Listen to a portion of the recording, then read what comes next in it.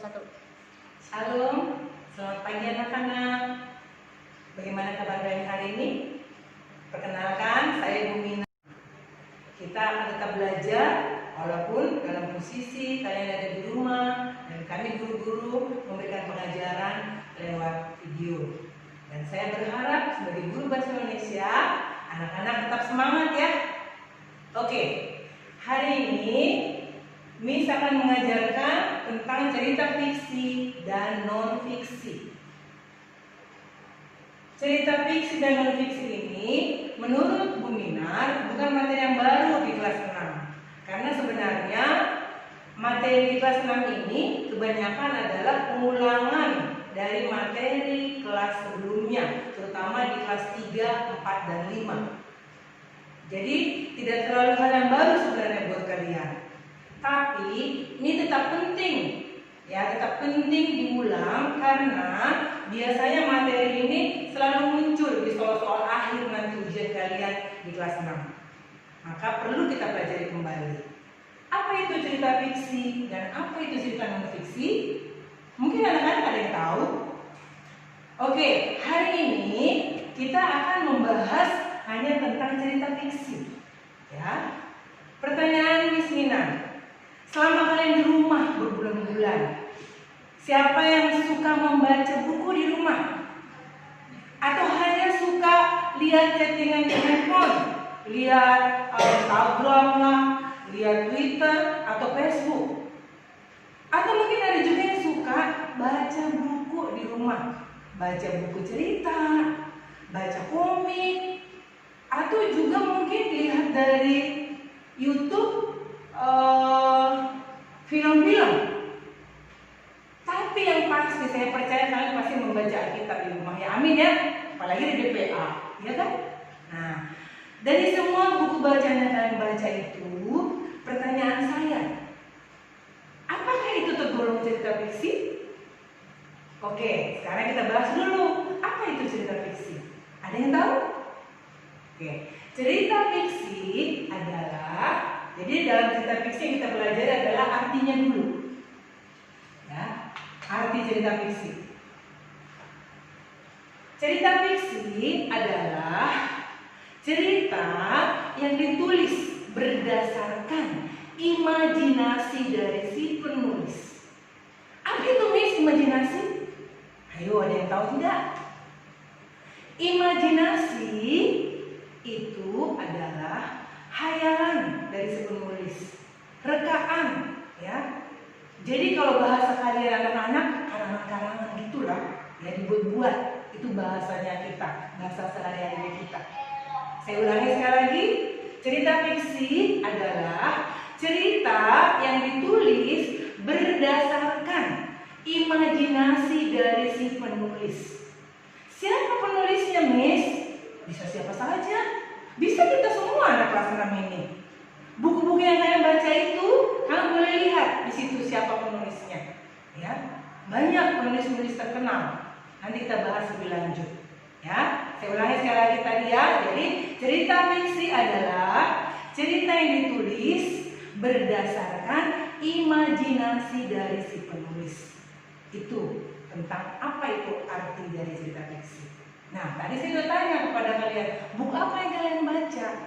Ya, ada buku apa saja yang kalian baca? Ya, kita lihat cerita fiksi itu contohnya antara lainnya. Contoh, ya. Nah, siapa yang di rumah suka baca dongeng?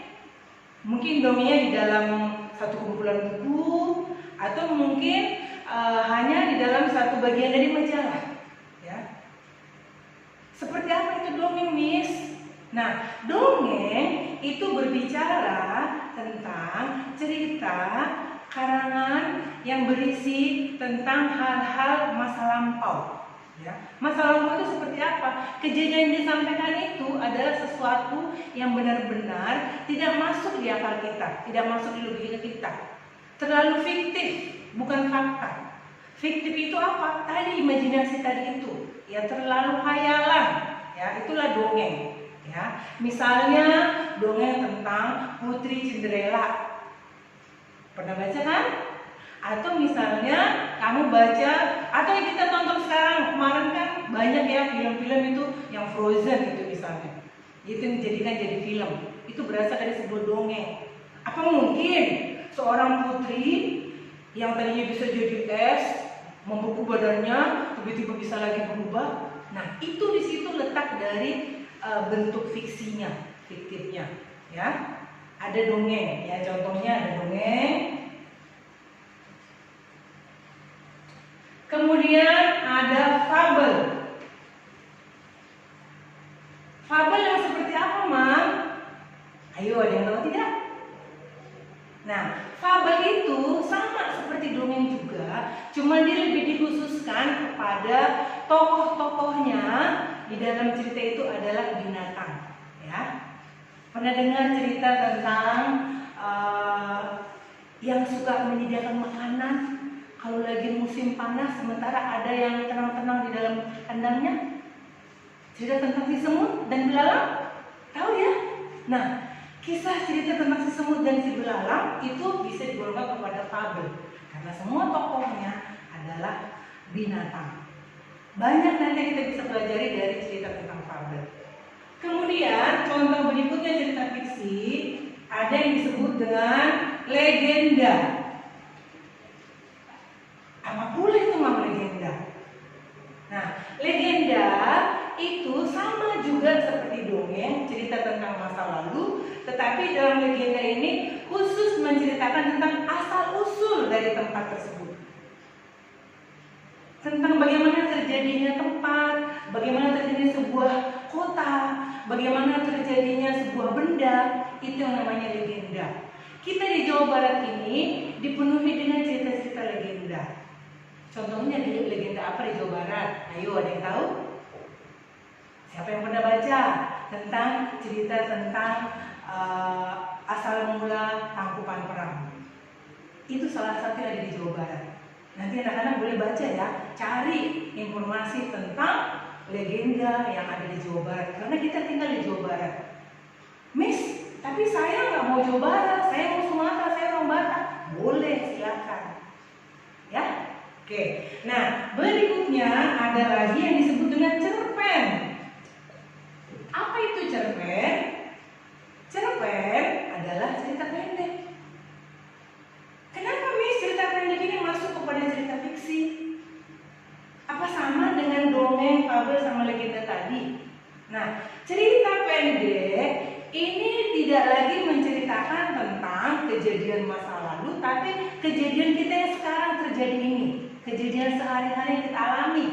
Contoh, kejadian yang kamu alami sepanjang hari ini dari pagi, siang, sore sampai malam, itu boleh kamu buat jadi sebuah cerita. Tapi yang merupakan adalah pengalaman kamu sendiri. Tapi boleh juga kamu rekayasa, kamu tambahkan. Tidak harus persis semua merupakan pengalaman, tapi boleh ditambahkan yang tidak kamu alami. Ya, itu cerita pendek, cerita yang ditulis berdasarkan pengalaman sendiri dan ditambahkan dengan hayalan. Bukan lagi tadi tentang yang benar-benar tidak terjadi tadi. Ya, itu disebut cerita pendek. Baru nanti ada berikutnya juga novel. Apa itu novel? Novel itu lebih luas dari cerpen. Ya, lebih panjang yang diceritakan dalam novel. Kalau novel itu tidak cerita pendek, tapi ceritanya lebih panjang, bisa diceritakan dari awal dia lahir, besar, sehingga dia bekerja, sehingga dia punya pengalaman, dan dituangkan dalam sebuah novel. Jadi lebih panjang ceritanya. Nah, ini sebagian dari contoh-contoh dari cerita fiksi. Masih banyak yang kita bahas dari cerita fiksi. Ada lagi yang kita belajar tentang ciri-cirinya, ya. Seperti apa itu ciri-ciri dari cerita fiksi, ya.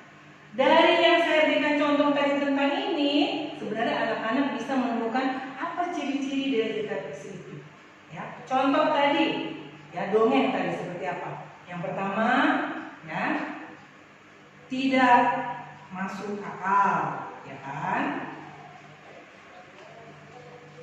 Itu yang pertama. Ciri-cirinya tidak masuk akal cerita fiksi itu.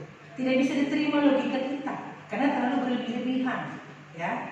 Tidak masuk akal, ya. Karena tidak masuk akal berarti ini boleh dikatakan bukan fakta.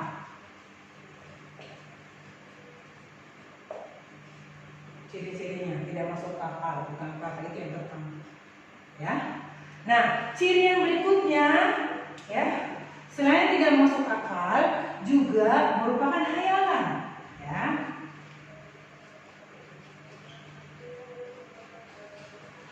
Hayalan dari siapa? Hayalan dari si penulisnya. Nah, inilah antara lain yang merupakan ciri-ciri dari cerita fiksi. Nah, anak-anak, Miss Mina berharap ya kalian selama di rumah ini banyak-banyaklah membaca, rajinlah membaca, karena dengan membaca kita punya wawasan yang luas. Saya berharap anak-anak setelah saya sampaikan ini di rumah coba baca buku yang kamu itu, boleh sampaikan ke saya. Miss, saya sudah baca cerita fiksi dengan judul misalnya tadi Putri Cendela. Miss, saya sudah baca cerita tentang legenda asal mula Tangkuban Perahu. Boleh sampaikan ke saya supaya saya juga bisa tahu buku bacaan apa yang kalian baca. Golongkan itu masuk kemana, cerita fiksi yang mana. Ya, demikian dulu pembelajaran Bu Mina hari ini. Saya berharap jika ada pertanyaan dari anak-anak boleh langsung tanya ke saya. Terima kasih. Tuhan Yesus memberkati.